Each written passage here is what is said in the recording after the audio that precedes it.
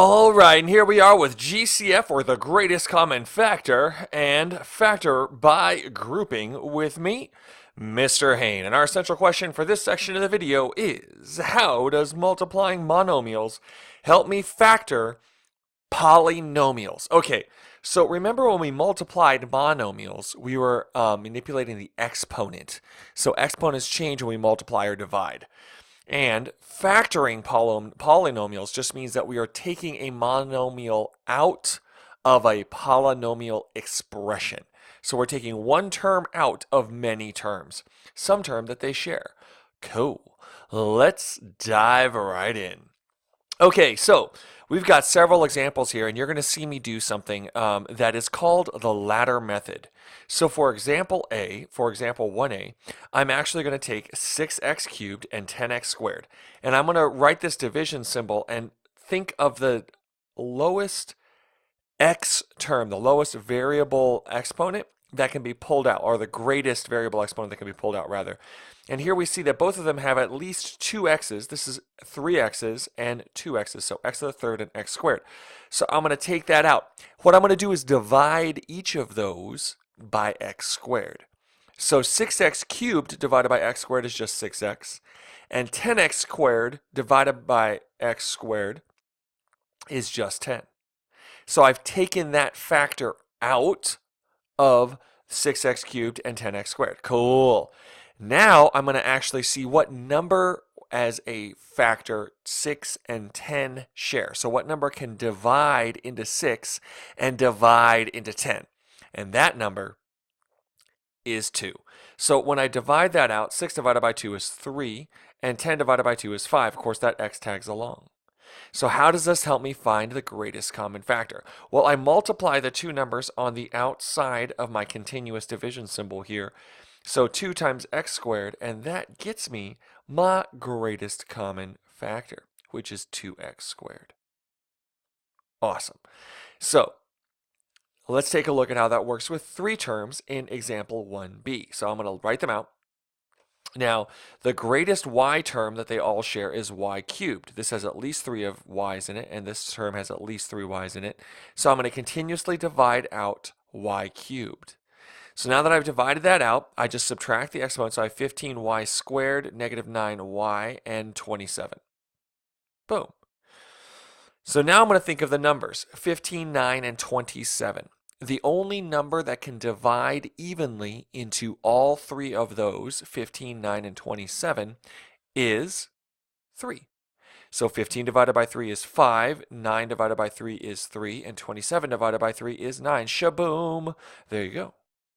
So I cannot divide any other numbers or out of each of the bright green terms here. Excuse me. So what I'm going to do is multiply these together and get 3y cubed. And that is my greatest common factor, 3y cubed. So I'm going to do the same thing with the two variable expressions that I have in example 1c. Line them up, continuously divide. So it looks like the greatest y that they have is y squared, and the greatest x they have is x cubed. It looks like the last term can actually be taken out of all of these. So I'm going to continuously divide out the x cubed. That means I've got x squared y cubed, x y to the fourth, and y to the second. Boom. Now I'm going to see the y that I can factor out, and that is the y squared here at the end. So I'm going to continuously divide out the y squared. That leaves me with x squared y, xy squared, and 1, because y squared times 1 is y squared. And x cubed times y squared gives us our original pink term. So I can work backwards on each of these terms to also get to my original expression. So I can multiply these together on the outside of my continuous division symbol, get x cubed y squared, and that is my greatest common factor, x cubed y squared. All right, so go ahead and pause the video. It's a lot to digest. Rewatch it if you need. Try checkpoint 1, A, B, and C in the exact same way that you saw example 1's A, B, and C.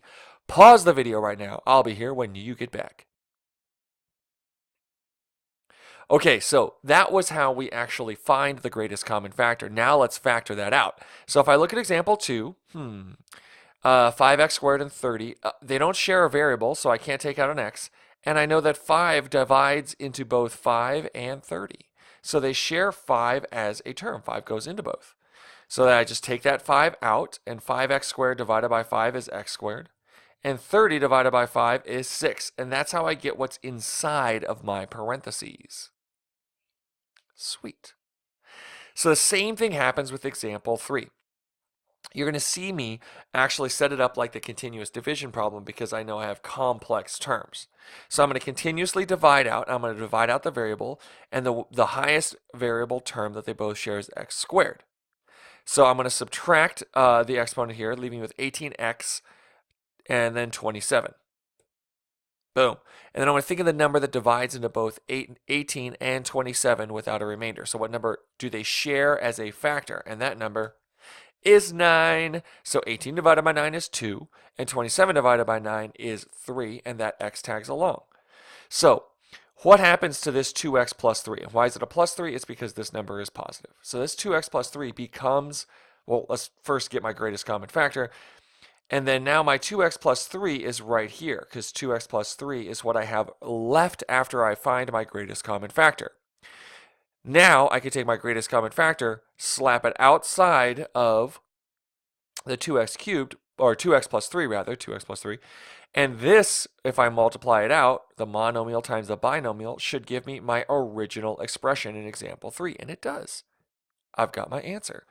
Awesome. So that is literally how I factor out the greatest common factor from binomial terms. So go ahead and pause the video and try checkpoint 2 and checkpoint 3. I'll be here when you get back. All right, example 4. So 16x to the 5th minus 12x to the 4th plus 4x to the 3rd. So I'm going to write that out, and I'm going to continuously divide out the x cubed. When I divide out the x cubed, it just subtracts 3 from the exponent of each of the x's, and it leaves me with only 4 here at the end for my last term.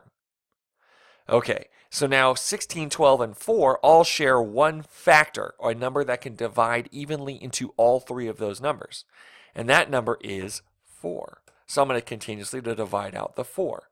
So I'm going to divide the coefficients and the constants. So 16 divided by 4 is 4. 12 divided by 4 is 3. And 4 divided by 4 is 1. And the sneak peek preview came when I multiplied those two terms together. And I did get 4x cubed.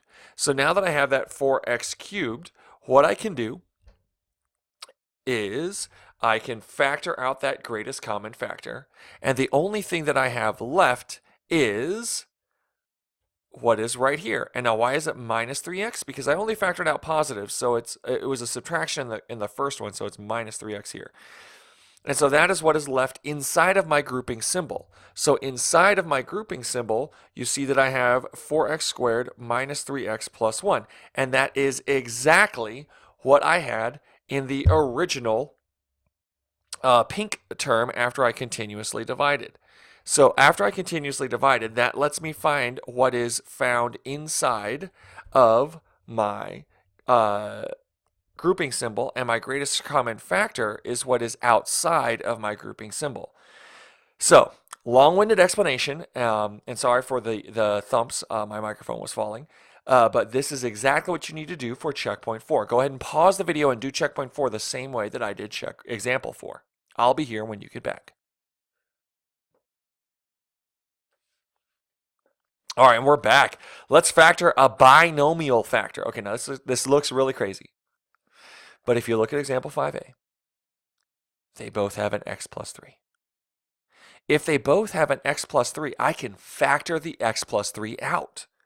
That comes up to the front, and I have x plus 3 times x squared plus 5. Now, how do I get the x squared plus 5? Okay, so you see that x squared comes from here. It's before the first binomial factor. And then plus 5. Boom. That's how I found it. So let's attack this a different way. You're going to be screaming at your TV or your headphone or your cell phone or your mobile device or your internet consumption vehicle. And if you look at example 5b, it does share a binomial term. What is that binomial term? If you said y plus 1, you're right. Let's factor that out to the front. And then What should it be, x plus 2 or x minus 2? I don't know. And if you said x minus 2, because you see that it is minus 2 here, you are absolutely correct. So go ahead and factor checkpoint 5, factor out the binomial factor here in checkpoint 5 for a and b, the same way that I did example 5, a and b. I'll be here when you get back.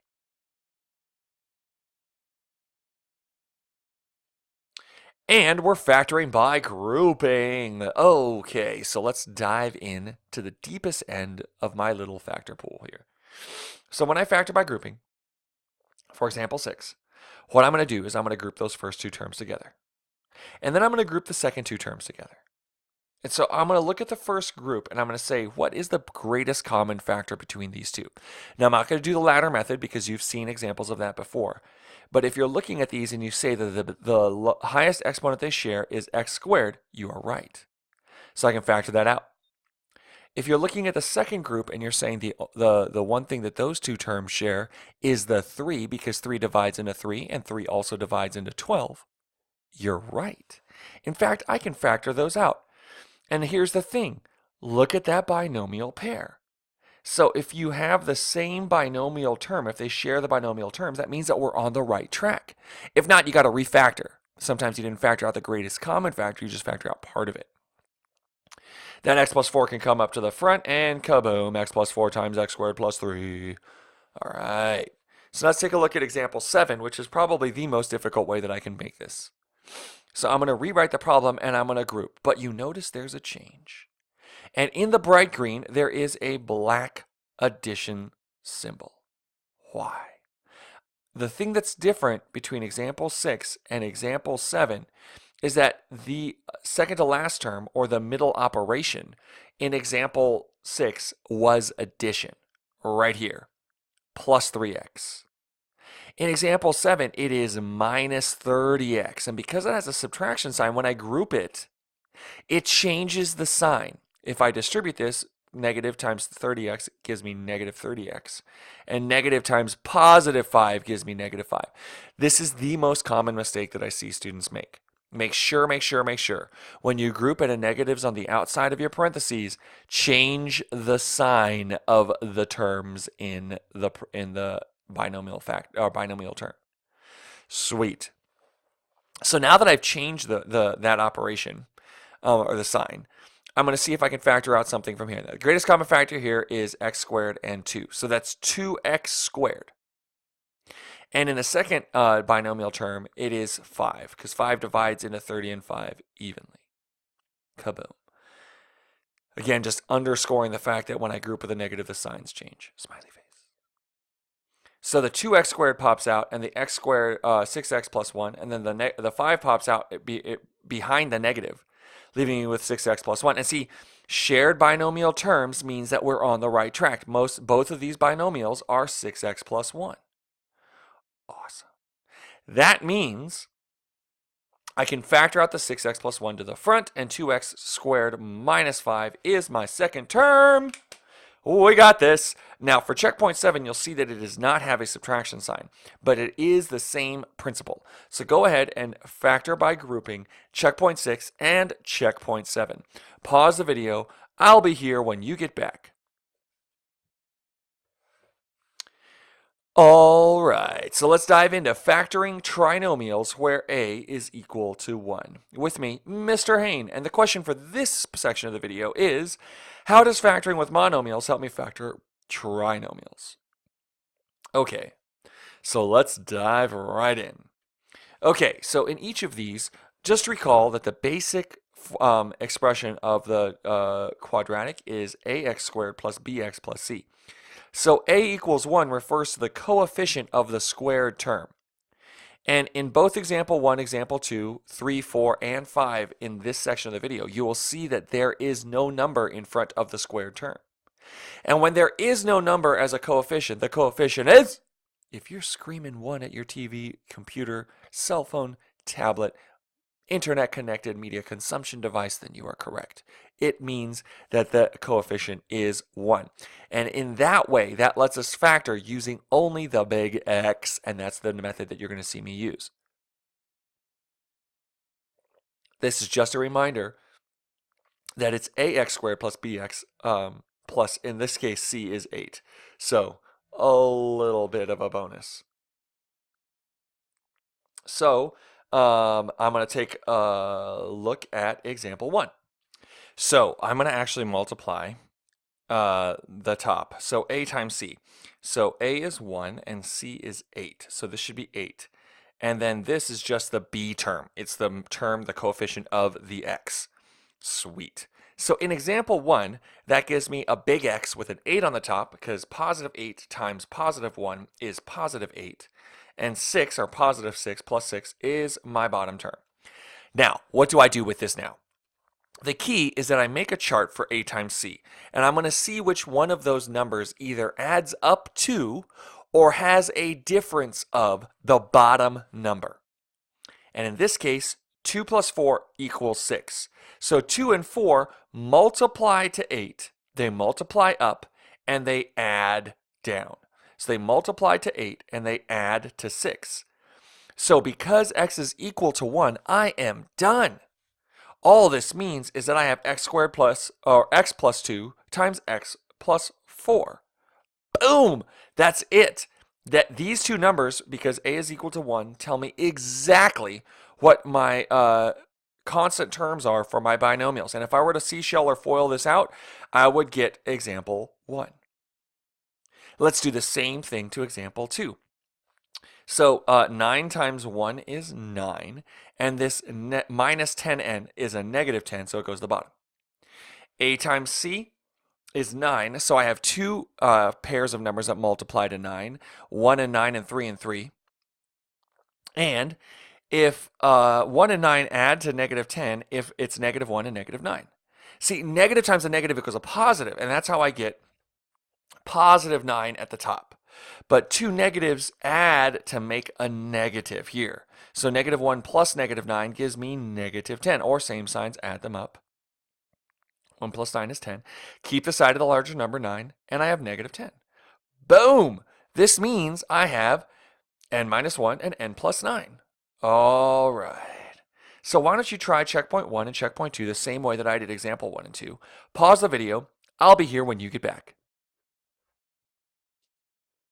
And we're back. So here's some more examples here. So now I've got example 3.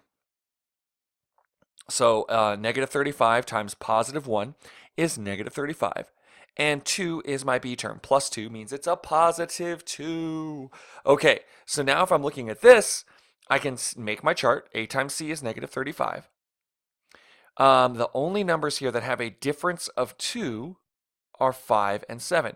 In order to get that to be 2, it needs to be 7 minus 5, which is 2, or negative 5 plus 7.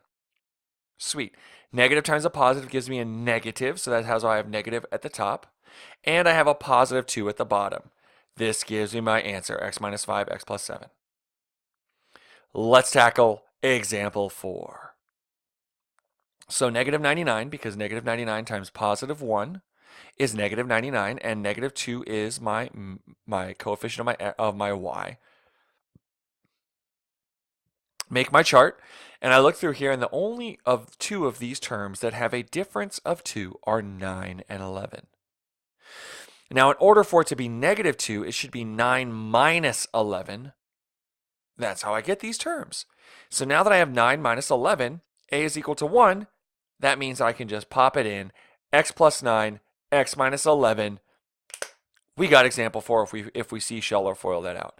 Go ahead and do checkpoint 3 and checkpoint 4 the same way that I did example 3 and example 4. I'll be here when you get back. Final example, people. Example 5.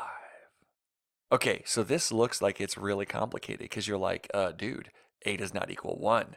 A does not equal 1. But I see that I can factor out a greatest common factor. So let's go ahead and do that. I'm going to rewrite my problem, and then I'm going to put it in the continuous division sign, and I can factor out an x because they all share an x. Boom. That means 3x squared minus 15x minus 42. Oh, but there's more. If I look at the 3, the 15, and the 42, 3 divides into all of those terms evenly. So I can factor out a 3. That leaves me with x squared minus 5x minus 14.